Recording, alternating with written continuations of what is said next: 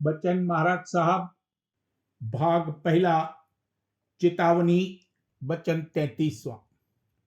परमार्थ में अंतरी हालतों का हासिल होना मुश्किल समझकर निराश न होना चाहिए।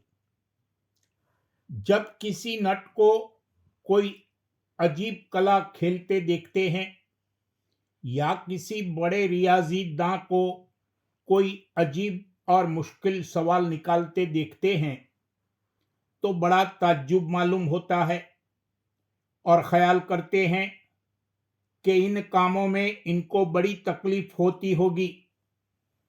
इसी तरह संतों की वाणी में जो अंतर की हालतें लिखी हैं उनको पढ़कर बड़ा ताज्जुब आता है कि ऐसी हालत कैसे हो सकती है, और अगर हो सकती है तो बड़ी मुश्किल से होगी, और ये ख्याल करके परमार्थ के कमाने से रुक जाते हैं।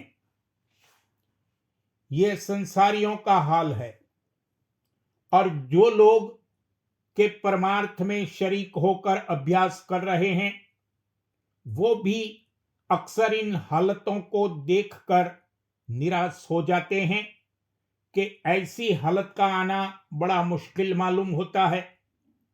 लेकिन जो गौर किया जावे तो मालूम होगा कि निराश होने की कोई वजह नहीं है, क्योंकि शुरू में सब कामों में, चाहे संसारी हो या परमार्थी, थोड़ी बहुत कठिनता और तकलीफ होती है।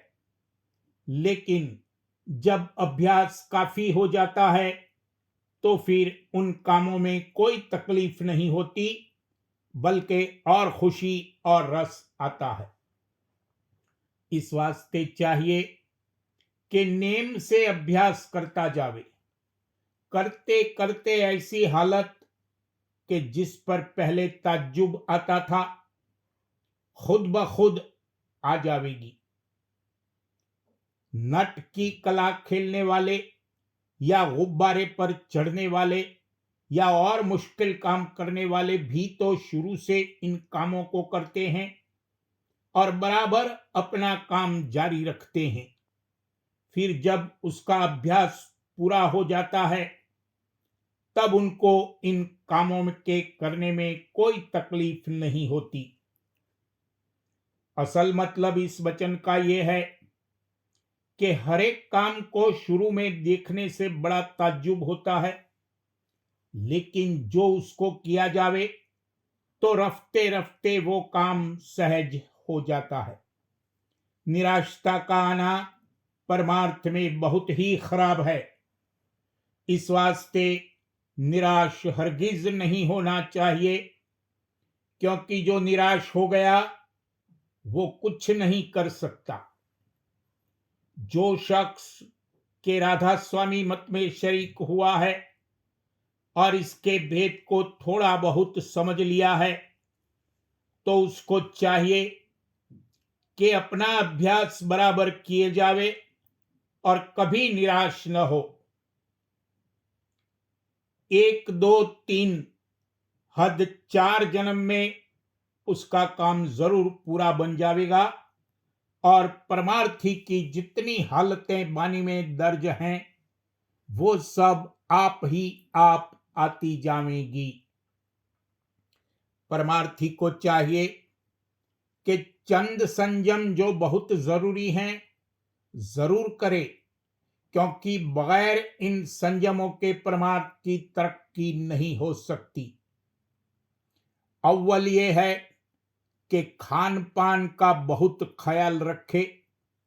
जो चीजें के ज्यादा ताकत वाली हैं, मसलन की मेवा वगैरह, उनका ज्यादा इस्तेमाल न करे, क्योंकि इनसे शरीर ज्यादा पुष्ट होता है, और जब शरीर में ज्यादा ताकत आवेगी तो जरूर मन चंचल होगा और नई नई बातें करने को दिल चाहेगा, और इस कदर तरंगें जबर उठेंगी कि उनको न रोक सकेगा और न अभ्यास में बैठ सकेगा।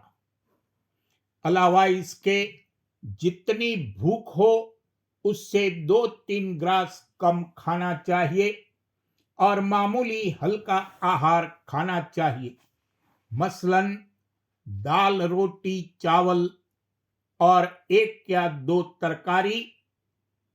और अभ्यास करने वाले को हर एक शख्स का खाना बेतकल्लुफ ग्रहण करना नहीं चाहिए, क्योंकि जो भेख के इधर उधर का खा लेते हैं तो उनके मन और शरीर बड़े चंचल और जबर हो जाते हैं। दूसरे, संग का संयम भी करना चाहिए। दुनियादारों, हुकूमत वालों या धनवानों या दुनिया की मान बढ़ाई और दूसरे कामों में जो लोग बेतकल्लुफ बरतते हैं, उनका संग परमार्थी को नहीं करना चाहिए।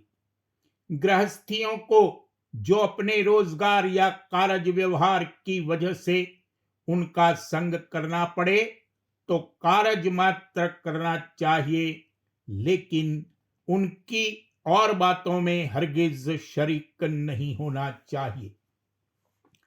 तीसरे, अभ्यासी की चाह भी ठीक होनी चाहिए। सिवाय निर्मल परमार्थ के हासिल करने के और कोई चाह नहीं रहनी चाहिए। संसारी चाहें, तरक्की, दुनिया, नामवरी वगैरह की बिल्कुल हटा देनी चाहिए। सिर्फ जिस कदर के औसत दर्जे के गुजारे के वास्ते जरूर है, उतनी चाह तो उठानी चाहिए। इससे ज्यादा जो ख्वाहिश होगी वो परमार्थ में विघ्न कारक होगी। अब जिन लोगों के पहले 2 संयम यानी खान पान और संग दुरुस्त होंगे, उनकी चाह और रहनी भी दुरुस्त होगी, और जिनके यह संयम दुरुस्त न होंगे, उनकी चाह भी दुरुस्त न होगी। परमार्थ में ये संयम बहुत जरूरी हैं। इसके अलावा और भी जीने या सूक्ष्म संयम हैं कि जिनका करना जरूर है, लेकिन अव्वल में यही 3 संयम बहुत जरूरी हैं। शुरू में इनका बहुत ख्याल करना चाहिए। जो इन संयमों का ख्याल न करेगा, उसको अभ्यास में कुछ फायदा हासिल न होगा, कोरा का कोरा रहेगा। अगरचे मालिक खाली उसको भी नहीं छोड़ेगा, लेकिन उसको कष्ट और दंड सहना पड़ेगा। संसारी चाहें और बंधन आहिस्ते आहिस्ते दूर करते जाना चाहिए, और फिर परमार्थी चाहें भी घटानी पड़ेंगी, यानी उसकी ऐसी हालत हो जाएगी कि किसी परमार्थी काम में भी बहुत पकड़ नहीं रहेगी। जो इन संयमों को करेगा, उसका परमार्थी रास्ता सुखाला चलेगा, वरना तकलीफ उठावेगा। कुल चाहों से इसका चित्त उपराम हो जाना चाहिए, और जो कुछ मौज से ज़हूर में आवे, उसमें इसको कुछ दुख सुख न व्यापे, यानी कमाए हुए बैंत की तरह इसका मन हो जावे कि जिधर चाहो उसे मोड़ लो। लेकिन ये हालत जब होगी कि जब सूरत का घाट बदलेगा।